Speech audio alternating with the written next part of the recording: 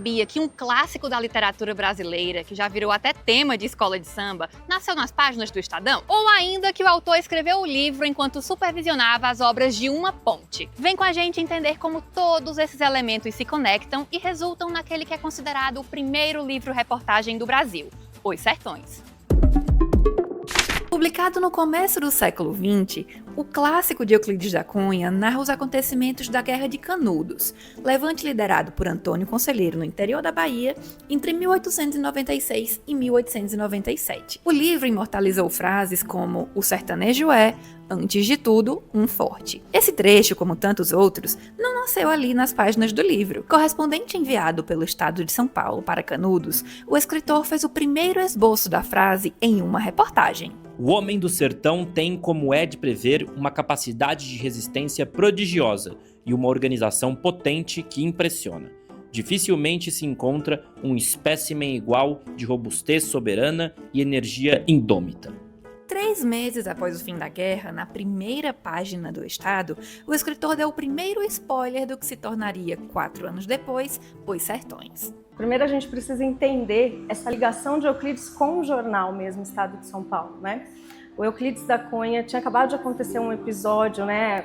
A República estava floreando na época, né? Os ânimos estavam exaltados. Euclides da Cunha, como republicano, era da escola militar e houve um episódio que se chama Episódio do Sabre, onde ele jogou o sabre, né, aos pés do ministro de guerra e ele foi expulso da escola militar. E aí foi quando então Júlio de Mesquita convidou Euclides da Cunha, que era um jornal republicano, né, a província de São Paulo, para escrever sobre a República. E Euclides foi para o jornal Estado de São Paulo. Em 1888, escreveu artigos sob o pseudônimo Proudhon e anos depois passou a escrever regularmente para o Estado de São Paulo com o pseudônimo José Dávila ou as iniciais S. Quando houve a Guerra de Canudos, Júlio de Mesquita então convidou o jornalista, né, Euclides da Cunha, para ir cobrir a Guerra de Canudos. A princípio, Euclides da Cunha estranhou. Não é um estranhamento de por que eu, mas um estranhamento assim, não sei, enfim, né, ficou ali na dúvida. E o Júlio de Mesquita, então, convenceu Euclides da Cunha. Segundo uma nota publicada no jornal em julho de 1897, Euclides não só enviaria correspondências do teatro das operações, como tomaria notas e faria estudos para escrever um trabalho de fôlego sobre Canudos e Antônio Conselheiro. Em Salvador, esperando a autorização do exército para participar da 4ª expedição militar para Canudos, Euclides começou a enviar cartas para a redação do jornal, que foram publicadas como Diário de uma Expedição. Ele entrou em Canudos no dia 10 de setembro. E vingando a última encosta, divisamos subitamente adiante o arraial imenso de Canudos. Refreei o cavalo e olhei em torno. A artilharia fez estragos incalculáveis nas pequenas casas, repletas todas. Penetrando pelos tetos e pelas paredes, as granadas explodiam nos quartos minúsculos, despedaçando homens, mulheres e crianças. Euclides da Cunha, como republicano, ele também tinha essa visão que Canudos era esse ato de rebeldia, né, que queria instaurar novamente a monarquia. Quando ele chegou em Canudos, ele viu que não era nada daquilo.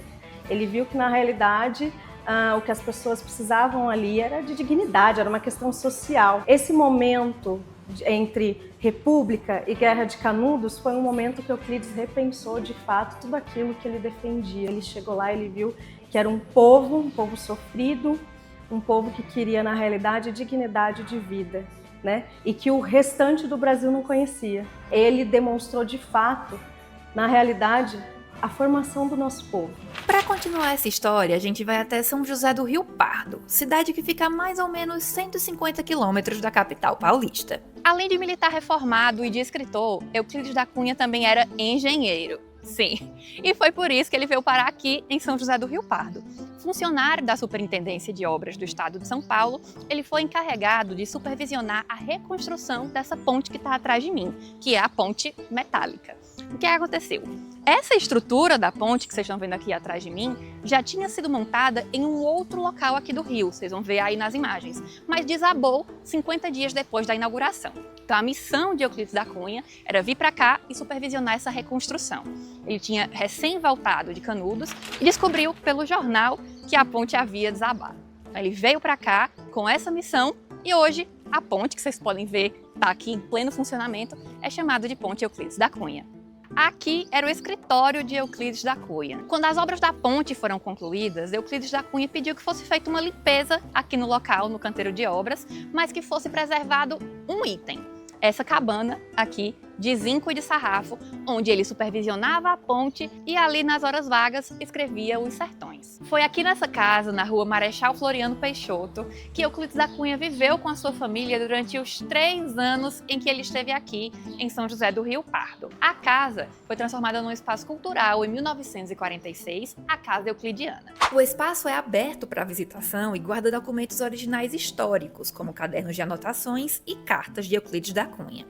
Em uma das salas é possível conhecer melhor a história de Canudos através de uma sequência de quadros e de itens de militares e jagunços que lutaram por lá.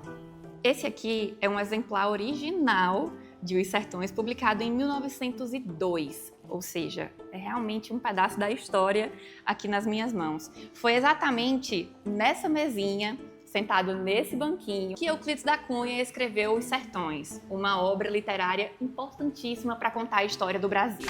Foi na Casa Euclidiana que encontramos alguns membros do Conselho Euclidiano, formado por moradores da cidade, que tem como missão manter vivo o legado de Euclides da Cunha. Anualmente, em agosto, eles ajudam a organizar a Semana Euclidiana, um evento cultural, social e esportivo que há mais de 70 anos celebra a obra do escritor republicano. E falando em república, a gente sabe que a proclamação da República aconteceu em novembro de 1889, lá no Rio de Janeiro. Mas aqui, em São José do Rio Pardo, a República já tinha sido proclamada 3 meses antes, em agosto. A cidade, dividida entre republicanos e monarquistas, foi palco de um confronto aqui no Hotel Brasil, que culminou na proclamação da República, no hasteamento da bandeira do Estado de São Paulo e na retirada da foto do imperador da Câmara Municipal.